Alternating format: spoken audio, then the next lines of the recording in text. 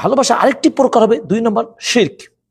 এমন ভালোবাসা বাসলেন যে ভালোবাসা আপনার শিরকে পরিণত হবে, আর সেটি হলো কি ওয়াহিয়া হুব্বু গায়রিল্লাহি মা'আল যুল্লি ওয়াত তা'যীমি লিহাদাল মাহবুব বিমা লা ইয়ালিকু ইল্লা বিল্লাহ।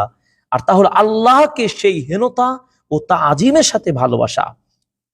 যেই ভালোবাসা আল্লাহকে ভালোবাসা উচিত ছিল মহাব্বত নিয়ে, হেনতা নিয়ে, বশ্যতা নিয়ে, সেই ভালোবাসা আল্লাহর জন্য না হয়ে গায়রুল্লাহর জন্য ভালোবাসাকে, গায়রুল্লাহর জন্য ভালোবাসা, এটা হচ্ছে শিরকি ভালোবাসা। এটি ইবাদত হবে না, শিরক হয়ে যাবে। অথচ এই ভালোবাসাটা হওয়া উচিত ছিল আল্লাহর জন্য। যেই ভালোবাসা আল্লাহ ছাড়া কারোর জন্য সমীচীন ছিল না, এমন ভালোবাসা কেবলমাত্র আল্লাহকে ছেড়ে দিয়ে আল্লাহর বিপরীতে গায়রুল্লাহর প্রতি আপনি ভালোবাসা জ্ঞাপন করছেন, এই ভালোবাসাটা কি হবে? শিরক হয়ে যাবে।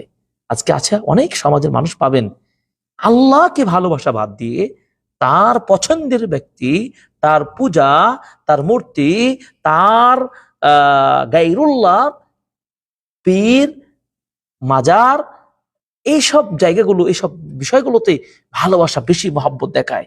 এত মহব্বত যে আল্লাহ সুবহানাহু ওয়া তাআলার প্রতি যে মহব্বত থাকা উচিত, আল্লাহ সুবহানাহু ওয়া তাআলার পছন্দের কাজগুলো বাস্তবায়ন করা উচিত, সেটা আমরা করি না। যখন আল্লাহ সুবহানাহু ওয়া তাআলার জন্য যেটা সমীচীন ছিল সেটি আল্লাহর জন্য ভালোবাসা না রেখে অন্যের নামে, গায়রুল্লাহ নামে যদি করি, তাহলে সেটা হবে কি শিরক হয়ে যাবে।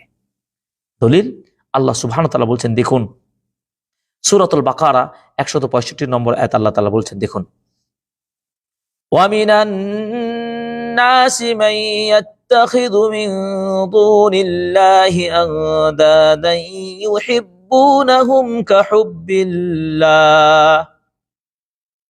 আর মানুষের মধ্যে কিছু মানুষ রয়েছে যারা আল্লাহকে ছাড়া অন্যান্যকে আল্লাহর সমকক্ষ মনে করে এবং তাদেরকে আল্লাহকে ভালোবাসার মতো ভালোবাসে।